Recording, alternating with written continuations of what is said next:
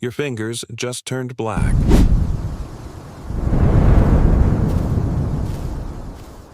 Three days ago, you had fur. Now you're the only naked thing out here. Something is watching you from the tree line. It's not hunting you. It's wearing something you're not.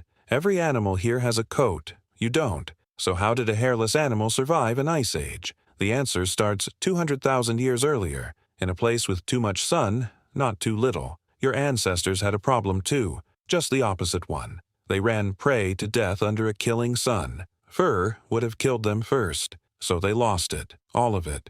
No fur, no overheating, no dying mid-hunt. Being naked was the upgrade, not the flaw, but upgrades expire when the world changes, and the world was about to change for good. Sounds like a small shift. It wasn't.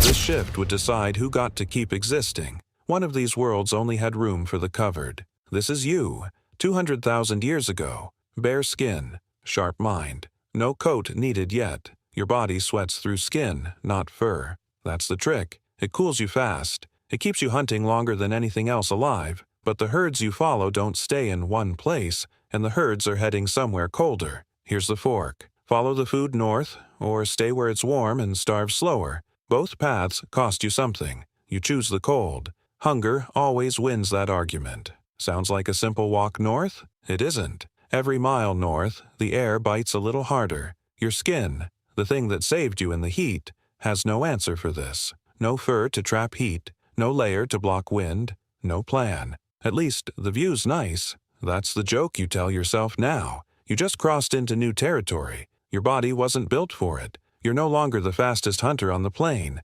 Now, you're just the warm-blooded thing that's running out of warmth. So, what do you do with a body that's suddenly the wrong tool? You look around for anything that already solved this. Then you see it. Something already wearing a coat. It's not offering it to you. You'll have to take it. No coat, no shelter, no second chance if this fails. Your first hunt for warmth is about to become your hardest one. The animal bolts before you're ready. You hit the ground hard. The cold hits harder. You failed. And the sun is already leaving. Here's the second fork. Hunt again in the dark, or wait frozen until morning. Waiting means your body temperature keeps dropping. Hunting means the dark hides worse things than deer. You choose the dark. Sitting still feels like dying slower. Think the animal was the hard part? Wait. Something bigger than you is already hunting tonight too. You're not just cold now. You're prey. You don't outrun it. You outsmart it. You wait. It loses your scent in the wind. You survived tonight, but you're colder than before. No coat, no fire yet, no margin left. You've just leveled up into something new, a body in debt to the cold. And debts like that only get paid one way. Then you smell it, something burnt, drifting on the wind. Smoke means fire. Fire means your people found something. You reach the fire. Around it, hides, stripped, wet, useless looking. A wet hide against skin is just a colder kind of cold. Here's the fork. Wear it wet and shiver, or go bare and freeze faster. Both choices leave you cold tonight. You drape it over your shoulders anyway. Something is better than nothing. No warmth yet. No comfort. No idea it'll ever work. Someone else figured out what you haven't yet. She scrapes the fat off, dries it slower, closer to the flame. Dry hide traps warmth. Wet hide steals it. No lesson. No words. Just watch and copy or freeze. You're bad at it. You do it anyway. Practice makes it survivable, not pretty. By dawn, your hide is dry, and it changes everything. Warm. For the first time in days, actually warm. Second decision point. Stay in this camp where it's safe, or push further north where the herds are richer. Staying means less food. Leaving means losing the only warmth you found. You push north. You take the hide-making knowledge with you. One hide isn't enough. Not for what's coming. The gaps are the problem now, not the lack of a hide at all. A storm rolls in faster than you expected. No fire, no shelter, no visibility. You're not the only one caught in this. she's already down, not moving the way she should. Sounds like just bad luck? It's the design flaw catching up. A hide without stitching is just a blanket that blows away. No fastening, no seal, no way to keep the wind out. You need something sharp, and something thin enough to thread. A sliver of bone, a thread of sinew. That's all you have. You punch a hole, thread it through, pull it tight. It's the ugliest stitch ever made. It holds. For the first time, the wind can't get in. She's breathing, slow, but breathing. Not everyone in this story survives the storm.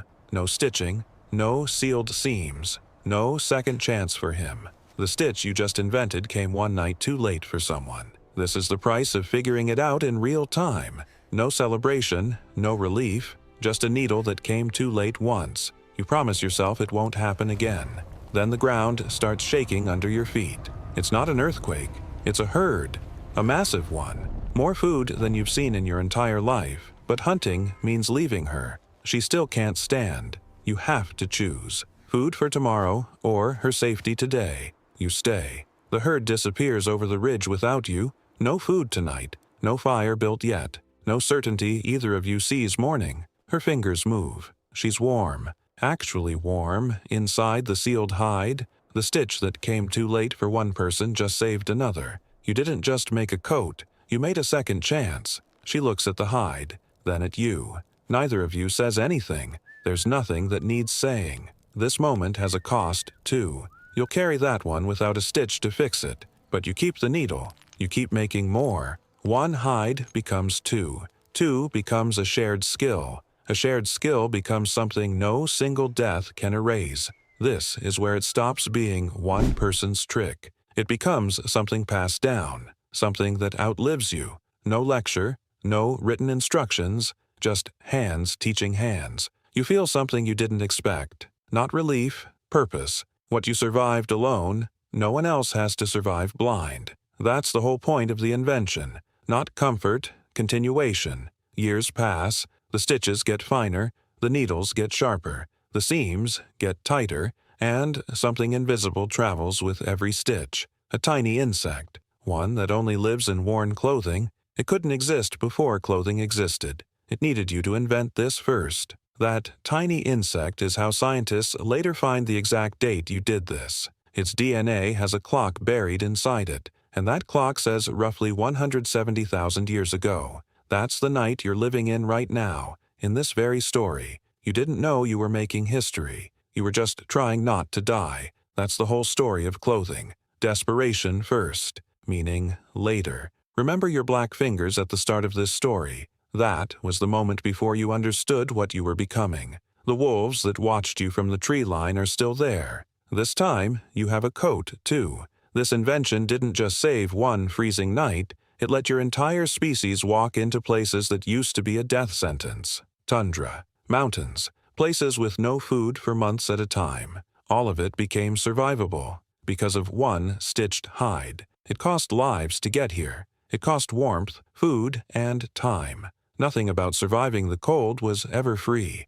but the ones who paid that cost are the reason you exist at all. Every jacket in your closet traces back to this exact moment. So next time you put on a coat, remember what it replaced. A body that once had nothing standing between it and the world. If this story kept you watching, you already know what curiosity feels like. Tell me below, would you have chosen the storm or stayed by the fire? And if you want the next story survival built for us, subscribe before it drops. Because clothing wasn't the end of the story. It was just the first invention. And every invention after this one owes something to a freezing night like yours.